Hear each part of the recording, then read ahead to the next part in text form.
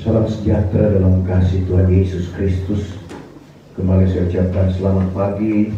Selamat kita akan sehidangan dengan Tuhan lewat kebenaran firman Tuhan. Puji Tuhan, Tuhan boleh menyertai setiap kehidupan kita, terutama kami rombongan boleh tiba pada hari Senin kemarin. Selama kurang lebih 2 bulan dalam perjalanan, mulai dari doa dan puasa 3 hari 3 malam, dilanjutkan dengan serenading, dan berakhir di Saluloso pada hari Minggu kemarin. Hari Senin kami berangkat, tetapi pada hari Kamis juga kami ada pelayanan di Toraja, sehingga kami ke Toraja dan pulangnya hari Jumat malam, tiba subuh pagi di tempat ini. Kalau kami boleh ada sebagaimana ada, ini berkat pertolongan Tuhan, tentunya lewat doa Bapak Ibu Saudara sekalian dan jemaat yang ada di tempat ini yang selalu mendukung kami di dalam doa. Untuk itu kami berterima kasih, dan pagi hari ini kita akan membaca satu ayat di dalam firman Tuhan yang saya ambil di dalam kitab Amsal Soleman, pasal yang ke-12, ayatnya yang ke-28. Amsal pasal yang ke-12 ayat yang ke-28. Dan untuk menghormati pembacaan firman Tuhan, saya jemput Bapak Ibu Saudara sekalian bangkit berdiri. Amsal 12 ayat yang ke-28. Pada jalan kebenaran adalah selamat, dan jalan itulah yang tiada menuju kematian. Terima kasih. Puji Tuhan, silakan.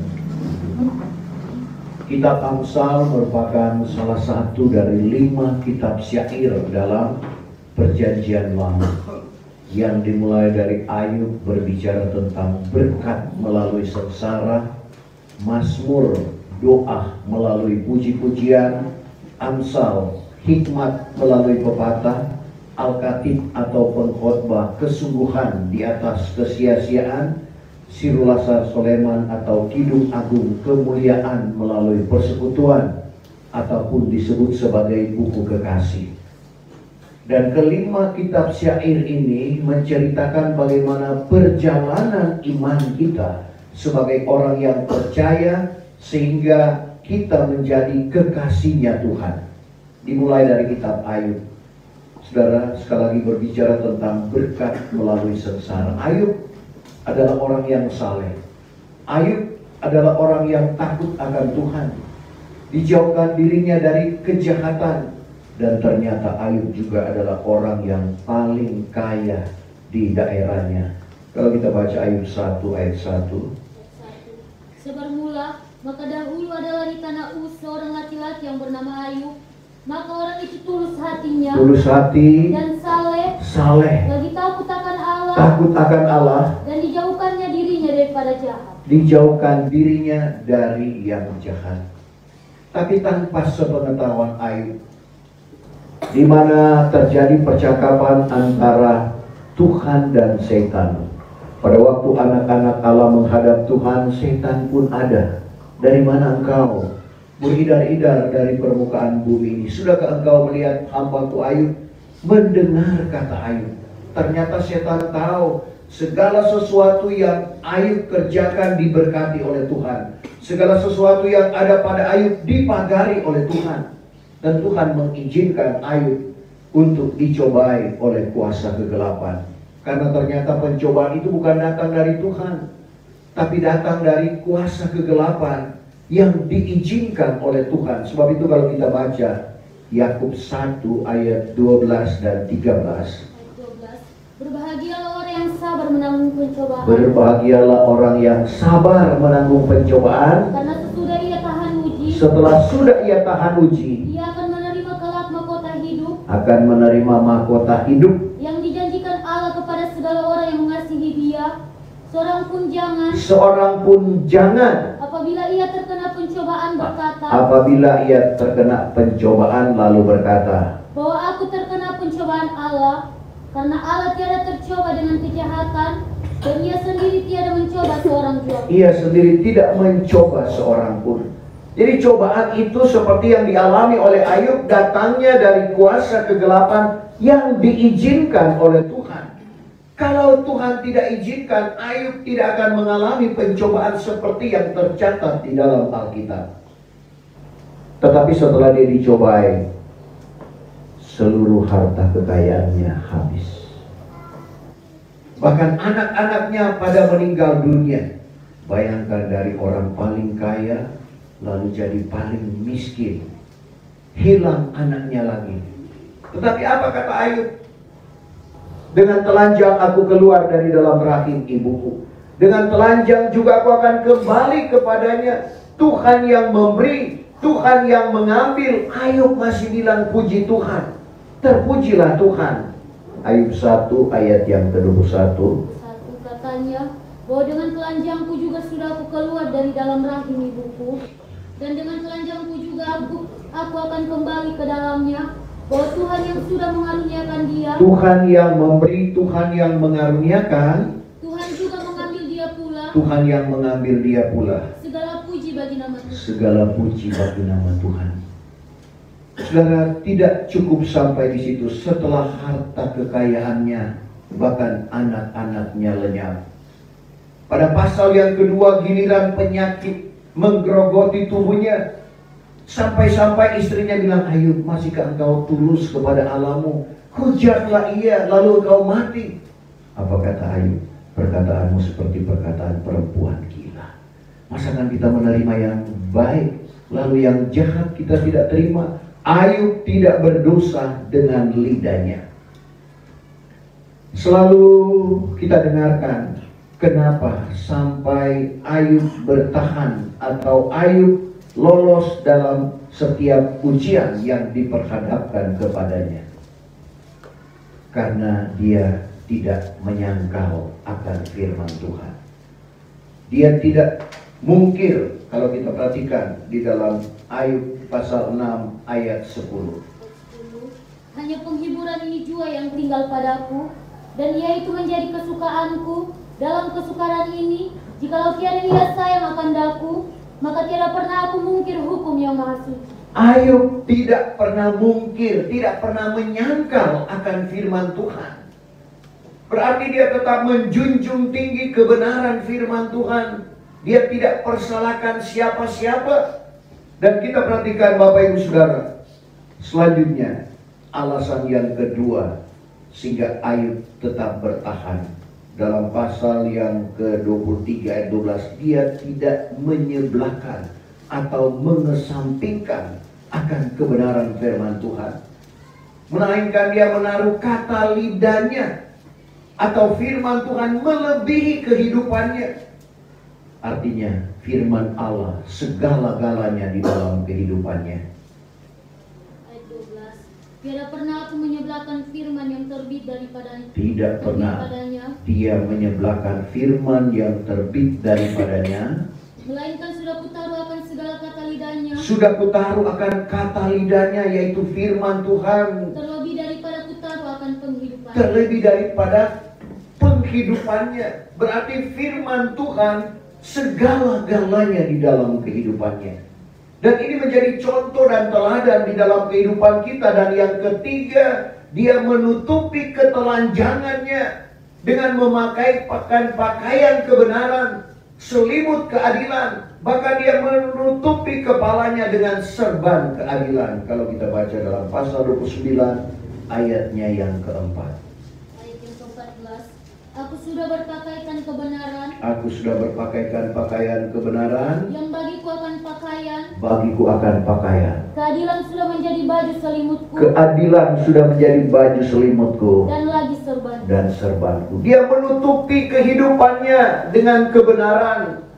Dia menutupi kehidupannya dengan keadilan. Inilah yang menyebabkan sehingga Ayub bertahan di dalam menghadapi pencobaan. Dan ini juga menjadi contoh dan teladan di dalam kehidupan kita. Sehingga Daud atau Ayub ini mengakui bahwa segala maksud Tuhan tidak dapat dibatalkan. Dan akhirnya Tuhan mengembalikan apa yang pernah hilang di dalam kehidupannya 2 kali ganda. Ayub 42 ayat 2 dan ayat yang ke-10. Ayat 2. Ku ketahuilah bahwa engkau juga berkuasa atas semesta alam sekalian. Engkau berkuasa atas alam sekalian. Dan daripada segala maksudmu, satu pun tiada yang dapat dibatalkan. Segala maksud Allah di dalam kehidupan kita tidak ada yang dapat membatalkan, termasuk rencana Tuhan di dalam setiap pribadi kita. Ayat 10. Setelah sudah dipinta Ayub doa akan sahabatnya, dibalas Tuhan baik akan dia, sekadar segala kerugiannya, dan pada segala yang dahulu Ayub punya itu, ditambahkan Tuhan 2 kali ganda. Ditambahkan Tuhan 2 kali ganda. Sebab itu sekali lagi Ayub berbicara tentang berkat melalui sengsara. Dan akhirnya apabila itu juga berlaku di dalam kehidupan kita, kita akan memuji, memuliakan, dan mengagungkan nama Tuhan. Masuklah kita pada kitab Mazmur, doa melalui puji-pujian. Di dalam puji-pujian Daud mengandung doa. Dan memang Daud orang yang gemar dengan keahliannya memakai alat musik kecapi. Dia memuji Tuhan. Mazmur 55, Mazmur 119, 164, 7 kali sehari. Artinya pujian yang sempurna dia panjatkan kepada Tuhan. Bahkan Mazmur 55 ayat 18, 3 kali sehari, pagi, petang, dan tengah hari. Dia berdoa, dia menyaringkan suaranya kepada Tuhan. Mazmur 55 ayat 18. Pada pagi dan petang, dan pada tengah hari aku mengadu dan berseru dengan nyaring, maka ia pun akan mendengar suaraku kelak. Dia mendengar suara, dia mendengar doa yang Bapak Ibu saya dan saudara panjatkan. Karena pentingnya doa di dalam kehidupan kita. Kenapa? Tuhan Yesus saja sebagai Tuhan, dini hari dia ke tempat yang sunyi, dia berdoa kepada Bapaknya. Apalagi kita sebagai manusia biasa. Hizkia pada waktu nubuatan dari Nabi Yesaya bahwa dia akan mati, tindakannya adalah berdoa sambil menangis. Karena ada orang juga yang risih kalau berdoa menangis kok. Berdoa menangis, tapi ada di dalam Alkitab. Termasuk Hizkia dalam Yesaya 38, 2 Raja-Raja 20, di sana diceritakan pada waktu Tuhan menyuruh Nabi Yesaya untuk bernubuat kepada Hizkia, raja orang Yehuda, berwasiatlah engkau kepada isi istanamu, karena engkau akan mati dan tidak akan hidup lagi. Apa tindakan Hizkia? Dia tidak berkata, Nabi Yesaya doakan saya supaya saya tidak mati, karena saya belum suka mati. Tapi tindakan Hizkia, dia memalingkan wajahnya ke sebelah dinding. Lalu dia berdoa sambil menangis tersedih-sedih. Belum lagi Yesaya keluar dan pintu gerbang halaman, sudah datang firman Tuhan kepadanya, kembali engkau, katakanlah kepada Hizkia, sudah kudengar doamu, sudah kulihat, kutilik air matamu, maka engkau akan hidup 15 tahun. Saudara, tadinya nubuatan engkau akan mati dan tidak akan hidup lagi. Tapi doa dapat mengubah keputusan Tuhan. Karena doa orang yang benar, masih kitab Yakub pasal 5 ayat 16, itu besar kasihannya apabila disertai dengan kesungguhan hati. Bukan hanya sekedar berdoa biasa. Dan bukti doa yang disertai kesungguhan hati setidak-tidaknya mengeluarkan air mata atau menangis. Coba Yakub 5 ayat 16. Oleh sebab itu, hendaklah kamu masing-masing mengaku-akui dosamu di antara sama sendiri dan mendoa-doakan sama sendirimu supaya kamu selamat. Adapun doa orang yang benar, doa orang yang benar dengan bersungguh-sungguh hati, besar kasihatnya. Itu dialami oleh Hizkia. Betapa besar kasihat doa itu. Tapi bukan kepadanya saja, tetapi kepada bapak, ibu saya dan saudara. Dan akhirnya karena kita boleh memuji, memuliakan, mengagungkan nama Tuhan di dalam doa kita kepada Tuhan, maka masuklah kita pada kitab Amsal, berbicara tentang hikmat melalui pepatah. Kita akan dikaruniakan hikmat oleh Tuhan, apalagi kita yang hidup di zaman modern ini, sebagaimana yang sudah dinubuatkan melalui Daniel, dalam Daniel 12 ayat yang keempat, setelah dia menerima wahyu dari Tuhan, Tuhan bilang, Daniel, tutuplah olehmu kitab ini, tutuplah firman Tuhan yang dia terima lewat wahyu. Nanti akhir zaman, yaitu di mana Bapak, Ibu, saya dan saudara hidup, pengetahuan akan dipertambahkan. Daniel 12 ayat yang keempat. Tetapi akan dikau, hai Daniel, Akan dikau, hai Daniel, tutuplah olehmu segala perkataan ini, tutuplah olehmu segala perkataan ini, dan meteraikanlah kitab ini meteraikanlah kitab ini sampai kepada masa kesudahan. sampai pada masa kesudahan. Maka pada masa itu banyak orang akan menyelidik dia, Pada masa itu, yaitu sekarang ini, banyak orang menyelidik dia, dan pengetahuannya pun akan dipertambahkan. pengetahuan akan dipertambahkan. Dengan pengetahuan manusia yang semakin hari semakin canggih, adanya AI, saudara, kita bertanya ke Ometa, sepersekian detik dia jawab apa yang kita tanyakan, ataupun ChatGPT, saudara. Itulah bukti bahwa pengetahuan manusia semakin dipertambahkan, semakin disempurnakan untuk mengimbangi pengetahuan dunia. Kita perlu pengetahuan akan kemuliaan Tuhan, karena janji Tuhan juga melalui Habakuk. Dalam Habakuk 2 ayat 14, bumi itu akan dipenuhi dengan pengetahuan akan kemuliaan Tuhan, seperti air menutupi tubir laut. Jadi ini janji Tuhan, sebagaimana air menutupi dasar laut atau tubir laut, begitu pengetahuan akan kemuliaan Tuhan, pengetahuan akan kebenaran firman Tuhan, karena firman ini hidup dan berkuasa, menceritakan yang sudah terjadi, sementara terjadi, dan yang akan terjadi. Bagaimana yang dikatakan oleh Paulus kepada jemaat Ibrani 4 ayat 12, firman Allah itu hidup, berkuasa, lebih tajam dari pedang bermata dua, makan dalam, menceraikan nyawa dan roh, serta sendi dan sumsum, dan tahu menyelidik segala ingatan dan niat hati. Saudara, pengetahuan manusia semakin disempurnakan, tapi belum ada manusia yang mengetahui akan isi hati seseorang.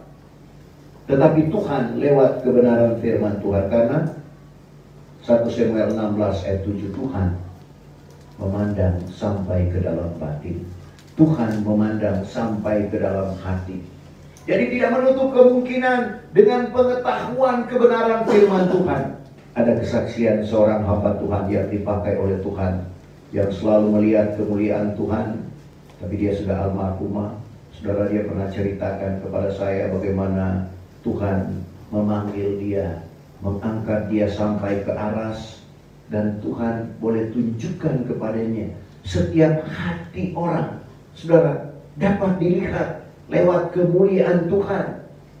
Tidak ada yang tersembunyi pada pemandangan Tuhan.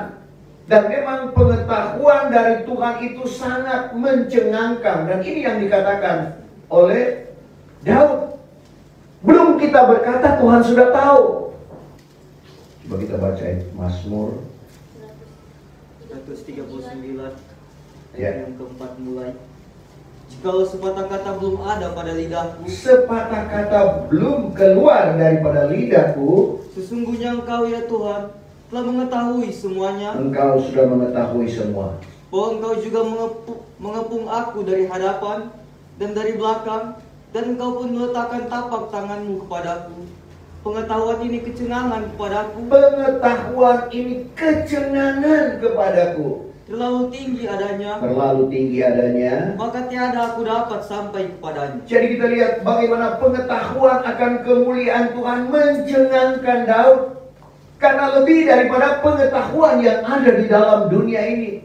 Sebab itu kita perlu memiliki akan pengetahuan yang daripada Tuhan. Bagaimana caranya? Raja Sulaiman berkata, Amsal 2 ayat yang ke-6, Tuhan yang mengaruniakan hikmat, daripada firman-Nya datang pengetahuan dan akal. Salinan baru dari mulutnya. Tapi salinan lama, coba Amsal 2 ayat yang ke-6. Karena Tuhan juga yang mengaruniakan hikmat, Tuhan yang mengaruniakan hikmat, dan daripada firman-Nya datanglah pengetahuan dan akal. dari firman-Nya datang pengetahuan dan akal atau kepandaian. Berarti kita perlu membaca dan menyelidik firman Tuhan, sehingga pengetahuan, kepandaian Tuhan anugerahkan di dalam kehidupan kita. Saya buktikan orang-orang yang rajin membaca Alkitab dari Kejadian sampai Wahyu, Tuhan anugerahkan hikmat dan pengetahuan. Karena firman Tuhan itu segala-galanya di dalam setiap kehidupan kita. Dan kalau itu ada di dalam kehidupan kita, kita pasti akan berkata segala sesuatu yang ada di dunia ini sia-sia adanya. Masuklah kita pada kitab Al-Khatib atau Pengkhotbah. Karena dalam Pengkhotbah 1 ayat 2, segala sesuatu sia-sia adanya. Dan ini masih tulisan dari Raja Soleman. Al-Khatib 1 ayat 2. Kesia-siaan atas segala kesia-siaan. Kesia-siaan atas segala kesia-siaan. Kata Al-Khatib, kesia-siaan atas segala kesia-siaan, semuanya juga sia-sia. Semua sia-sia. Kenapa? Tuhan Yesus berkata Matius 24 ayat 35, langit dan bumi akan lenyap, tetapi perkataanku, firman Tuhan itu kekal selama-lamanya. Sehingga orang yang melakukan kebenaran firman akan kekal bersama-sama dengan dia. Sehingga kita perhatikan bagaimana Rasul Yahya berkata dalam 1 Yahya 2 ayat 15, jangan kamu mengasihi dunia dan barang apa yang ada di dalam dunia. Karena jikalau barang seorang mengasihi dunia, kasih Bapa tidak ada di dalam dia. Ayat 16, apa yang ada di dalam dunia? Keinginan tubuh atau keinginan daging, keinginan mata, hidup dengan jemawa atau kesombongan itu bukan berasal daripada Bapa, melainkan berasal daripada dunia. Ayat 17, dunia dan segala keinginannya akan lenyap, tetapi orang yang melakukan kehendak Allah kekal selama-lamanya. Dan apabila kita lakukan semua itu, kita akan menjadi kekasihnya Tuhan. Masuk kita pada kitab Kidung Agung atau Sirulasar Soleman. Sekali lagi, kemuliaan melalui persekutuan. Dan kita akan dibawa bagaimana indahnya masuk pada kemuliaan Tuhan di dalam kita menyembah Bapa dengan roh dan kebenaran. Kitanya yang dari dulu gelap, lalu kita dibawa ke terang yang ajaib. Sebagaimana kata Petrus kepada orang-orang pilihan yang ada di Pontus, Galatia, Kapadokia, Asia, dan Bitinia. Dalam 1 Petrus 2 ayat 9 dan ayatnya yang ke-10. Tetapi kamu inilah suatu keluarga yang terpilih. Kita dijadikan satu keluarga yang terpilih. Suatu imamat yang berkerajaan. Keturunan imam dan keturunan raja. Suatu bangsa yang kudus. Suatu bangsa yang kudus. Suatu kaum milik Allah sendiri. Kita menjadi kaum milik Allah sendiri. Supaya kamu memasyurkan segala kebaikan Tuhan.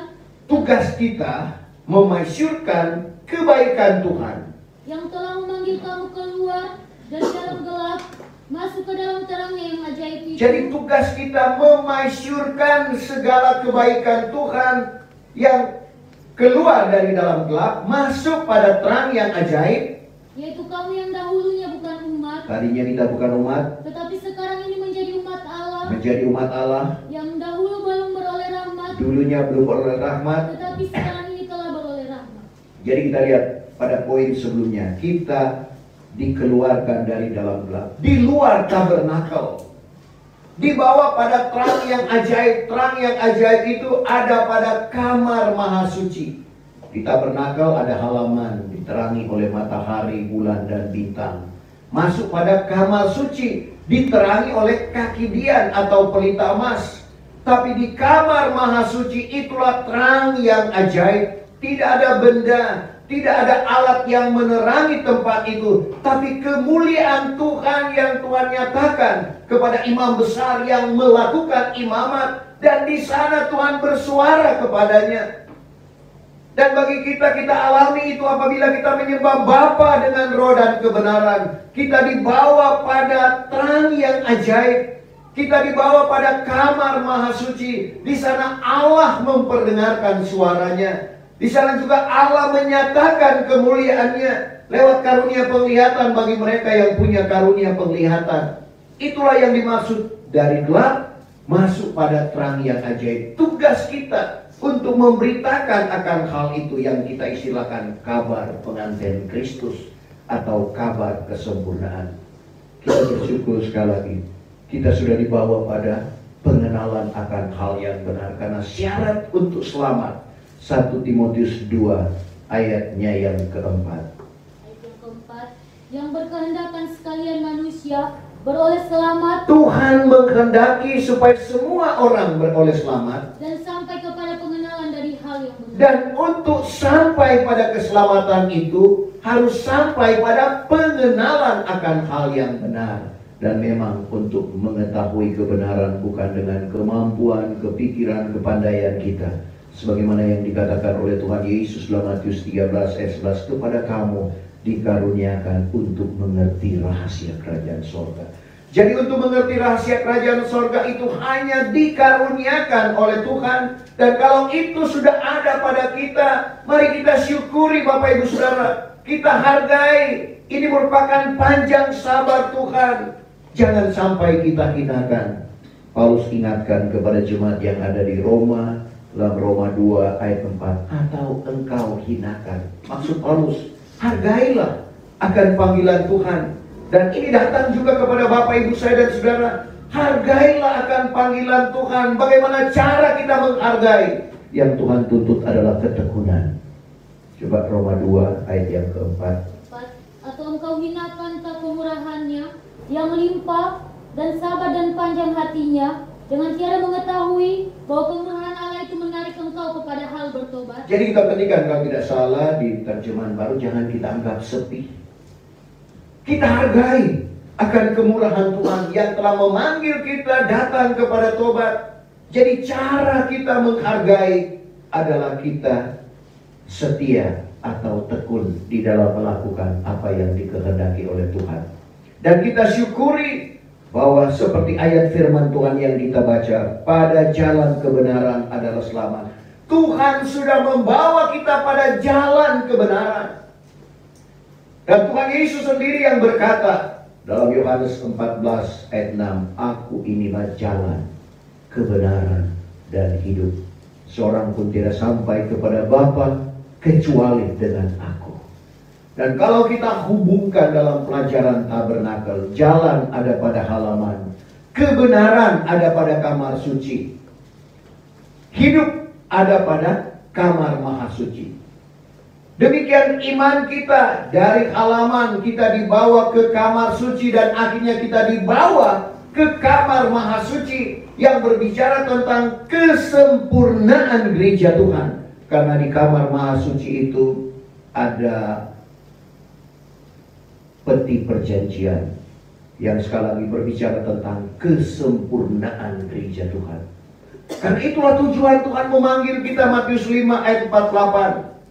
Hendaklah kamu sempurna seperti Bapa di surga sempurna adanya. Ayat 48. Sebab itu hendaklah kamu ini sempurna sama seperti Bapamu yang di surga sempurna adanya. Sekali lagi, untuk sempurna itu kita harus berada pada jalan kebenaran. Karena pada jalan kebenaran adalah selamat. Dan jalan itulah yang tiada menuju kematian. Selamat artinya kekal di dalam kesenangan. Sementara kematian adalah kekal di dalam penderitaan. Karena kalau kita selidik firman Tuhan, semua kita manusia itu akan hidup kekal. Cuma beda tempat. Jadi kalau bicara soal hidup, itu kekal di dalam kesenangan. Sementara binasa itu kekal di dalam penderitaan. Dan ini merupakan pilihan. Matius 7, 13, 14. Tuhan perhadapkan kita pada pilihan. Kita mau ikuti jalan sempit atau kita mau ikuti jalan lebar. Tujuannya jelas, sempit adalah kekal di dalam kesenangan. Sementara lebar kekal di dalam penderitaan. Sekali lagi, selagi kita hidup menentukan kekekalan kita. Apakah kita akan kekal di dalam kesenangan atau kita akan kekal di dalam penderitaan?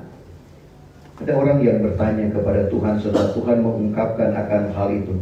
Kalau begitu Tuhan, sedikitkah saja orang yang beroleh selamat?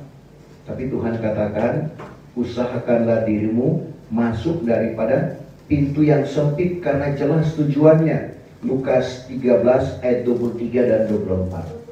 Maka berkatalah seorang kepadanya, Seorang bertanya kepada Yesus, Ya Tuhan, ya Tuhan, sedikitkah sahaja orang yang beroleh selamat? sedikitkah saja orang yang beroleh selamat? Apa jawab Tuhan? Maka katanya kepada mereka itu, usahakanlah dirimu masuk daripada pintu yang sempit. Sampai di situ. Usahakanlah dirimu masuk daripada pintu yang sempit karena jelas tujuannya adalah hidup, yaitu kekal di dalam kesenangan. Berapa lama kita hidup di dalam dunia ini Bapak Ibu Saudara? Tetapi kekekalan yang tidak ada batas waktunya. Alangkah bahagianya kalau kita hidup kekal bersama-sama dengan Tuhan. Dan itulah yang dijanjikan oleh Tuhan di dalam kehidupan kita. Sebab itu kita datang berbakti kepada Tuhan. Kita melakukan kebenaran firman Tuhan. Kita melakukan kehendak-Nya. Supaya apa yang dijanjikan oleh Tuhan dalam kehidupan kita menjadi milik dan bagian kita. Sejemput kita bangkit berdiri. Kita sempurnakan ibadah kita pada saat pagi hari ini. Kita akan menyembah Bapa dengan roh dan kebenaran. Betapa besar kasih